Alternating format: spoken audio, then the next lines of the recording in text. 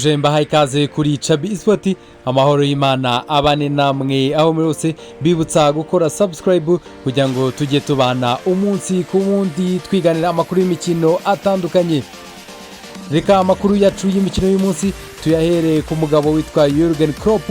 Uyu mugabo wahoze atoza ikipe ya Liverpool, akaba yarayisezeye muri Messi y'umwaka wa 2024 ubwo yaravuye mu ikipe ya Borussia Dortmund yatoje imyaka igera kuri 7, ndetse no mu ikipe ya Liverpool yatoje imyaka 9. Kuri ubu ngubu akaba yamaze kuba head of global soccer muri kampani ya Red Bull ifite amakipe atandukanye agera kuri 5. Hari leagues yo mu Bwongereza bafitemo share cyangwa se bafitemo igice kimwe, ndetse no kuyambara ku myenda. Mu gihugu cy'Ubudage bafitemo ikipe ya Red Bull RB Leipzig cyangwa se Red Bull Leipzig yo mu gihugu cy'Ubudage, bakaba bafite ikipe ya Bragantina yo mu gihugu cya Argentine, iyo bita New York Red Bull yo mu gihugu cya Amerika, ndetse n'ikipe yitwa Red Bull Salzburg. Uyu mugabo akaba atazajyanga akora umunsi ku wundi, akaba azaba ari umujyanama mukuru ku bijyanye n'imikinire n'imikinishirize, ndetse no kugenda ahugura abatoza nk'uko yaje kuba byitangariza,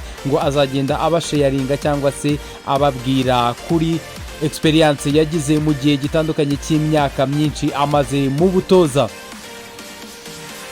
Indi nkuru twagarukaho ni umugabo witwa Bergista. Uyu mugabo wari sporting director w'ikipe ya Manchester City. Kuri ubu ngubu n'ubundi aracyariwe, akaba yamaze gutangaza ko iyi sezo irangiye mu mpera za 2020, mu mpera zayo 2025, bibwo bivuze ko ari mu mpeshyi muri sama 2025 azahita asezera ku kazi nk'umugabo uzaba ari sporting director w'ikipe ya Manchester City. Uyu mugabo w'imyaka 60 wavutse mu mwaka w'1964.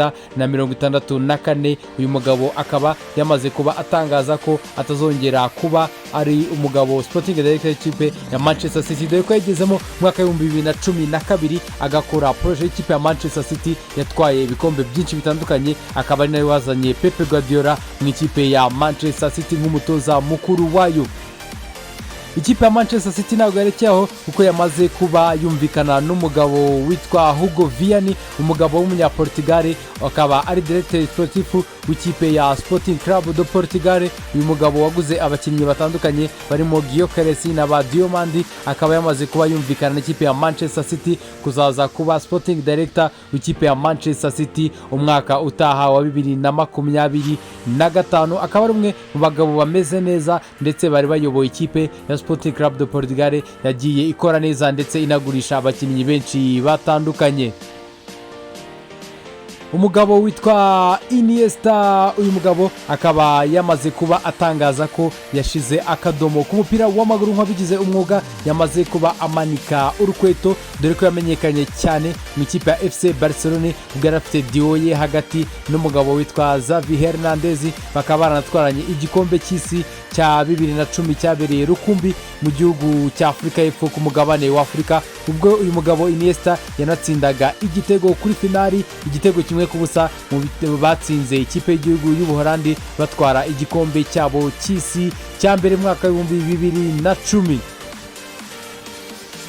Umukinnyi witwa Cole Palmer yamaze kuba nawe ahabwa igihembo nk'umukinnyi mwiza w'umwongereza ukina muri Premier League umwaka wa 2023-2024. Byumvikane neza, yahawe igihembo nk'umukinnyi mwiza wa Premier League w'umwongereza uyikinamo. Uyu mugabo akaba yamaze kuba ayishyikirizwa iki gihembo nyuma y'uko atsinze sezo ishize ibitego bigera kuri 24 muri Premier League. Ari umukinnyi mushya mu ikipe ya Chelsea Football Club.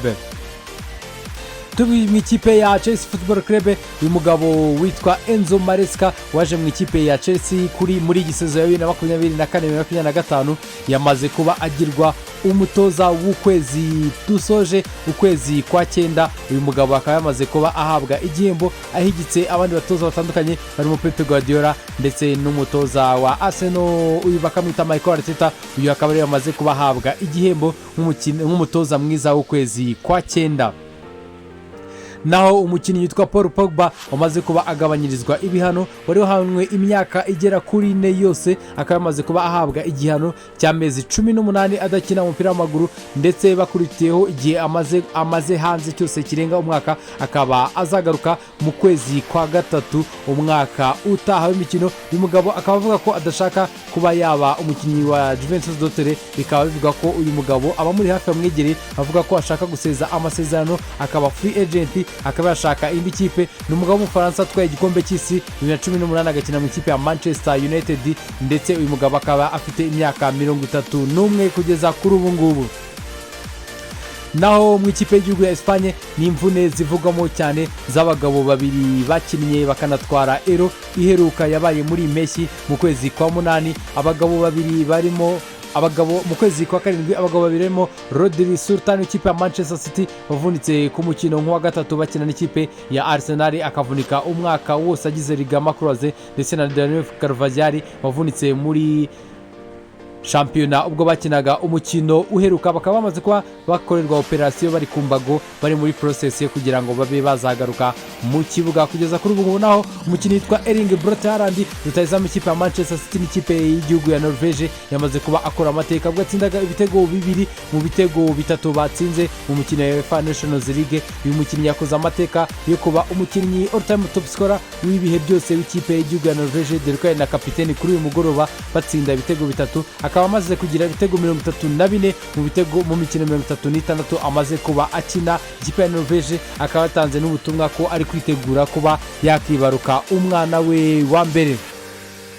naho ikipe y'igihugu y'Ubwongereza yaje kuba itsindwa n'ikipe y'igihugu y'Ubugereki yakoze amateka mabi yo gutsindwa bwa mbere ku kibuga Wembley. ikipe y'igihugu y'Ubugereki ibitego 2 yatsinzwe kuri 1 yatsinzwe n'umukinnyi witwa Pavlidis rutahizamu ikipe y'igihugu y'Ubugereki wabatsinze igitego cya mbere mu gice cya mbere ndetse no mu gice cya kabiri umukino urangira akabakubita ikindi gitego kibabaza atsinda ikipe y'igihugu y'Ubwongereza, mu gihe igitego kimwe cyari cyatsinzwe n'Ubwongereza cyari cyatsinzwe n'umukinnyi Jude Bellingham wanafunguraga konteri ye muri sezo ya 2025-2024 dore ko yatangiranye imvune no mu ikipe ya Real Madrid yari ataratsinda igitego na kimwe, dore nubwo yatsinze igitego ntibigire icyo bimarira ikipe y'igihugu dore ko yaje kuba itsindwa 2-1.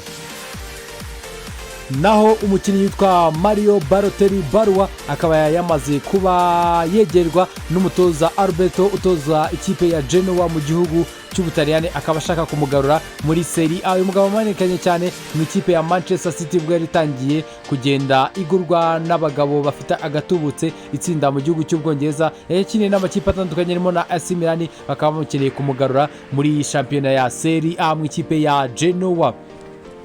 naho umukino wo ku munsi wa gatatu wa UEFA Nations League umukino itandukanye yabaye ikipe y'igihugu y'Ubufaransa ikaba yamaze kuba itsinda ibitego 4-1 itsinda ikipe y'igihugu ya Israel, Ubutaliyani bukanganya ibitego 2-2 ikipe y'igihugu ya Belgique, Ubwongereza nkuko twabigarutseho bugatsindwa ibitego 2-1 n'ikipe y'igihugu y'Ubugereki, Finland igatsindwa 2-1 n'ikipe y'igihugu ya Republic of Ireland, ikipe ya Austria yabatsinze ibitego 4 ku busa ikipe ya Kazakhstan, Norvege igatsinda ibitego 3 ku busa itsinda ikipe ya Slovenia, naho ikipe ya Latvia igatsindwa ibitego 3 ku busa n'ikipe ya North Macedonia, ikipe ya y'ibirgo bya Faroe ikanganya 2-2 n'ikipe ya Armenia, naho Gibraltar igatsindira igitego 1 ku busa n'ikipe y'igihugu ya San Marino, ikipe y'igihugu ya Moldova igatsinda ibitego 2 ku busa itsinda ikipe y'igihugu ya Andorra. akaba uko imikino yo ku munsi wa gatatu wa UEFA Nations League yagenze ku mugoroba watambutse.